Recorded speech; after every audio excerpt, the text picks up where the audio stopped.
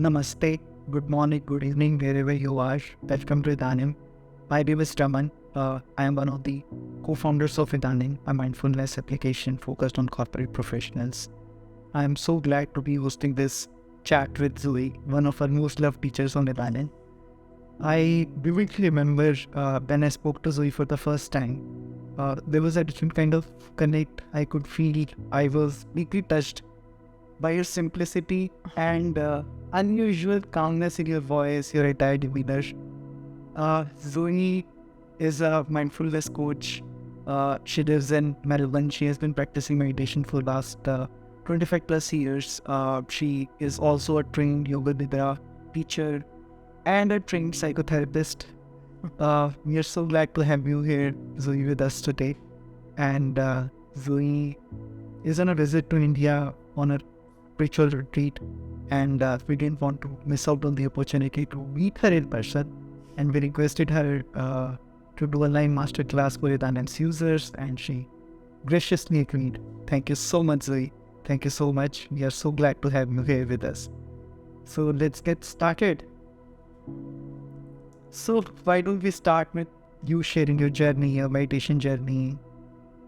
Yep. Okay. So firstly, I'm so excited to be here and to meet you in person, and come to India where all of these practices and traditions are started. So my journey started when I was about in my early 20s, and I was a student and not really having a lot of stress or pressure, but I came across yoga. And at the time, yoga in Australia was very much about, or for me, the physical aspect, the asana. And I loved it. I used to be a gymnast, did gymnastics, so I loved the practice of yoga. And then, there was a bit of meditation involved, but it was something that I did sporadically when I felt like I needed to relax. But it wasn't until I had children and I felt a lot of stress. I suffered from postnatal depression with my son, my first child, and I had no idea what it was. I didn't realize or I hadn't experienced so much stress ever in my life.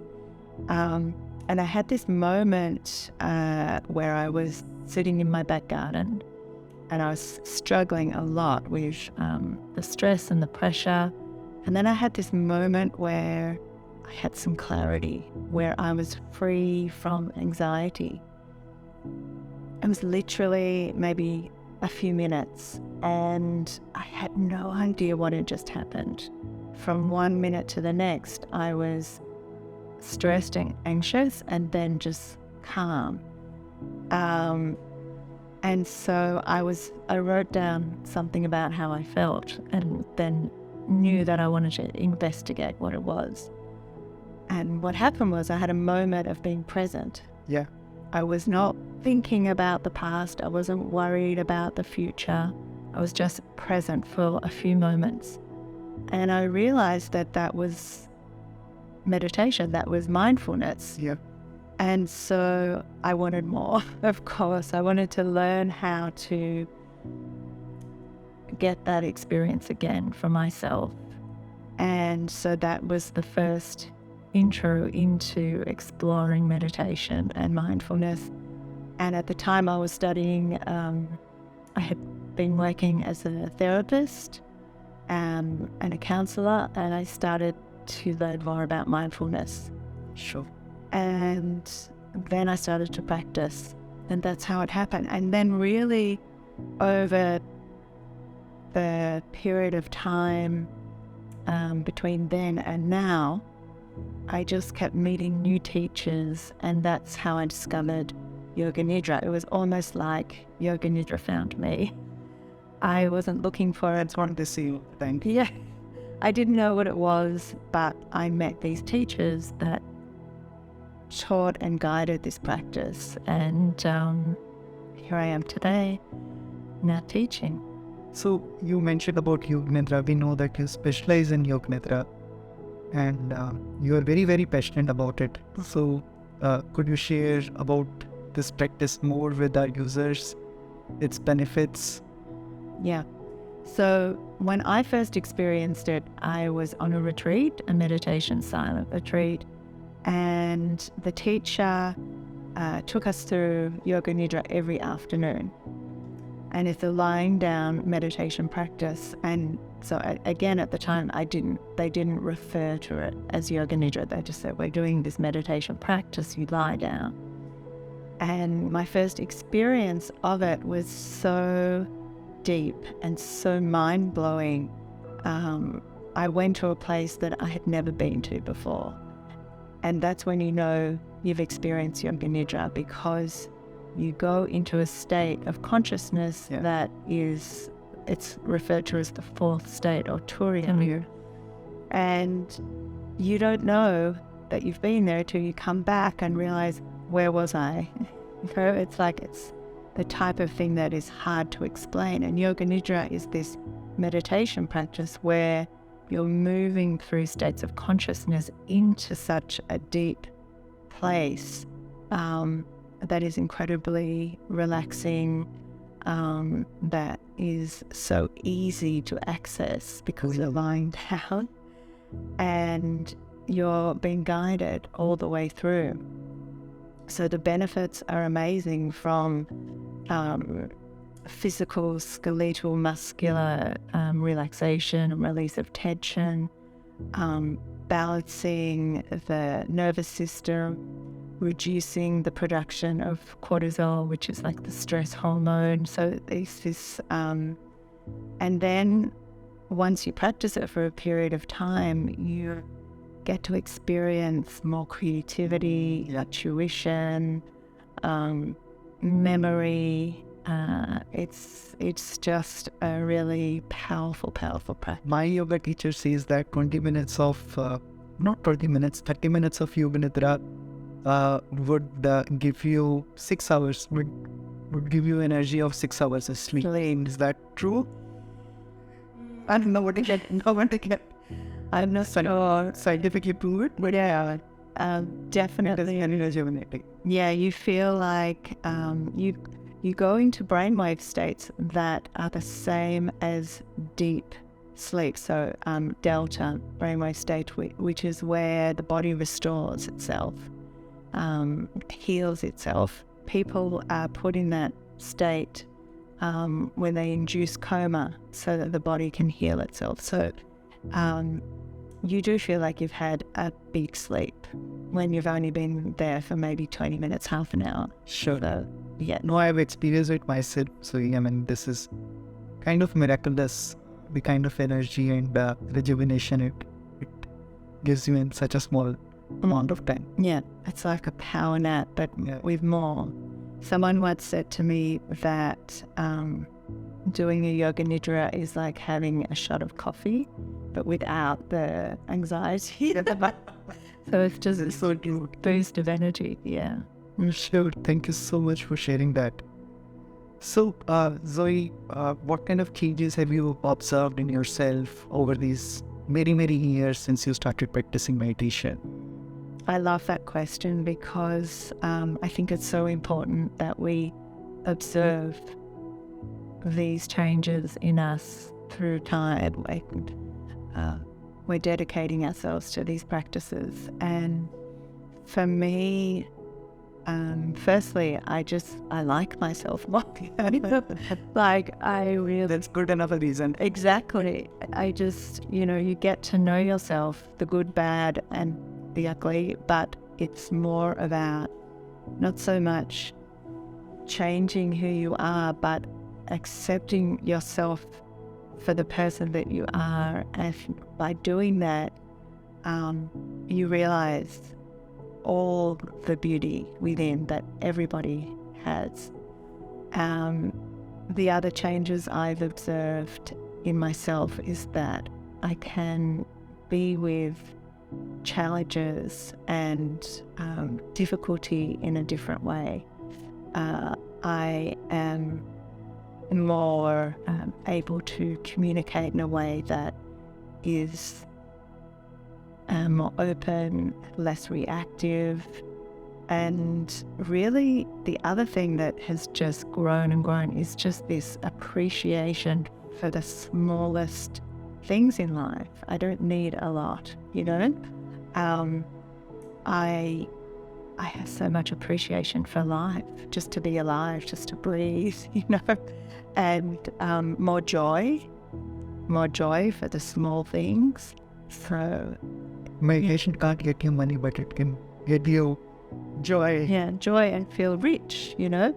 Yeah. Wealthy beyond money, exactly. And I think it's so subtle.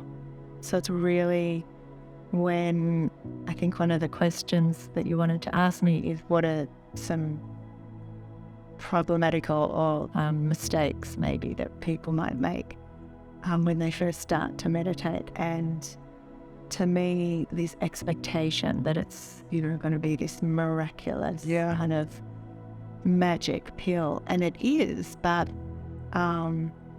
it's very subtle. It happens just so subtly that like one day you just realize that you're happy for this literally reason. And it doesn't mean that life isn't stressful and we're not faced with challenges, but you just see them in a different light. That's so true. So when I started my meditation journey, I used to have a lot of doubts, a lot of queries regarding meditation itself, regarding meditation techniques, posture, am I doing it right, am I doing it wrong, a lot of expectations. So what would be some tips that you would like to offer to people who have started out on their meditation journey? I was thinking about this question a lot when I was coming here, actually, because I think that when you start to meditate, there's a reason for this. And so really understanding why am I attracted to this thing, and then really remembering that when you get going, because it's not easy. It really isn't. And it's sort of simple and a concept, but then to really show up on a regular basis and to follow through, that's not easy for anyone to start a new habit. So my number one tip is remember what it is that you wanted to do this for in the first place, and keep reminding yourself. And then the second thing is to come to the practice in a way that is not pushing and forcing and critical and judgmental, but to come to it with love and an honoring of yourself. You know, you're doing this for yourself and then for everybody around you. To remember that, and to remember that it's not a religious practice but sacred. It's meaningful and special. And so every time we sit down to meditate, you're giving yourself and everybody around you a gift. Yeah. That just spreads. So you're not only doing something for you, but you're doing something for the world, to change the world. It's so beautiful. And a lot of people have expectations around meditation, and some of the expectations are unrealistic at times. Particularly for people who start their meditation journey. They would have heard many things about meditation, mindfulness, and they would have their own opinion and beliefs around meditation. So, that's very important to understand what to expect and what not to expect. Yes. At some point, maybe it makes sense to drop those expectations. If you're expecting results, then of course there are many benefits, scientifically proven benefits mindfulness offers, but at the same time, when you drop your expectations, I think you get better results. Better results, and also to take away the pressure to have some kind of experience. Exactly. And you might be surprised. Exactly. And to come to the practice with all the attitudes that are the foundations of mindfulness, like patience and curiosity and an open mind. Sincerity. Yeah. And yeah, exactly. Yeah. Great. So you talked about some of the mistakes that you see. Anything else comes to your mind? I suppose it's really important to know that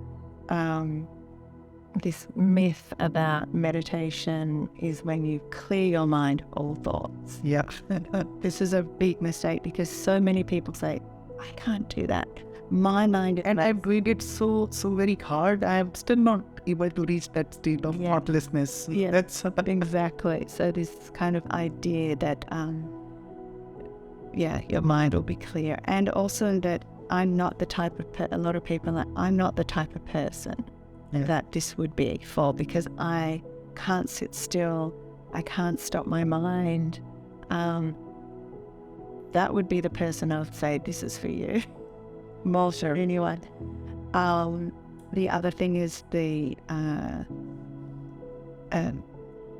expectation that you sit in a particular way, like a yogi with your legs in this tied up bundle of knots, like in a lotus position, and you're really rigid and sitting in a particular way. That is one way. And if you can do that, wonderful, but you don't need to.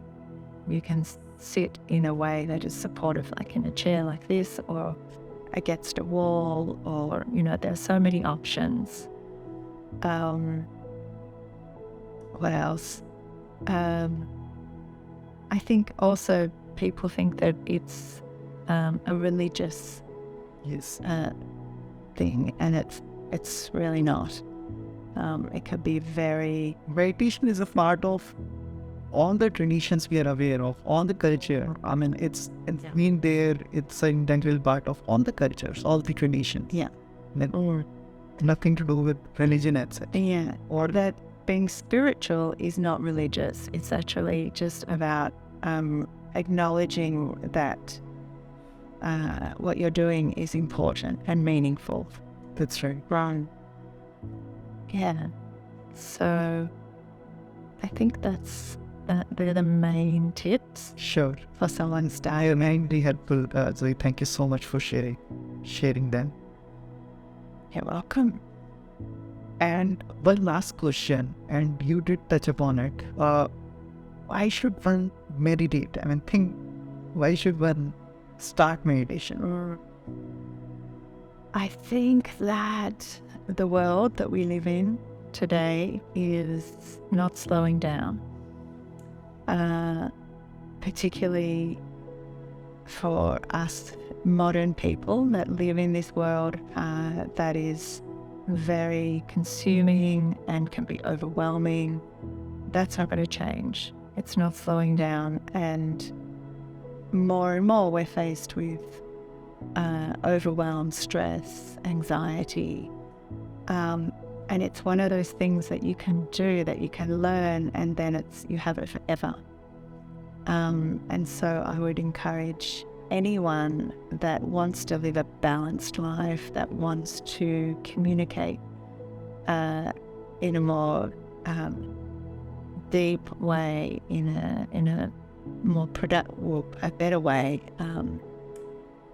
If they want to enjoy life more, these are just a few things that you can access via meditation. It has become all the more relevant in today's world. Absolutely. Yeah. Great. Thank I you. don't understand really how anyone survives without meditation in their life. Yeah, once you start doing it, it looks like, why wasn't I doing it before? Yeah, exactly. Thank you so much, Zoe, for sharing all your experiences, your learnings, your journey with us. And for people who are listening us, watching us, you can access Zoe's meditation on Idanim. And I know, Zoe, you are heading out to Rishikesh for a spiritual retreat. Yes. My dad used to take me to Rishikesh almost every year during my entire childhood. And I have very fond memories of Rishikesh. I often visit it even now. And I mean, this place has enigmatic energy in it that keeps attracting all the seekers, practitioners from all across the globe. And I'm sure you would have a wonderful time in Rishikesh. I'm so excited. I can see that. Yeah. Thank you. So thank you so much again, and thank you, Zoe, for sharing your insights, learnings with us. Have a good day, everybody. Namaste. Namaste. Thank you.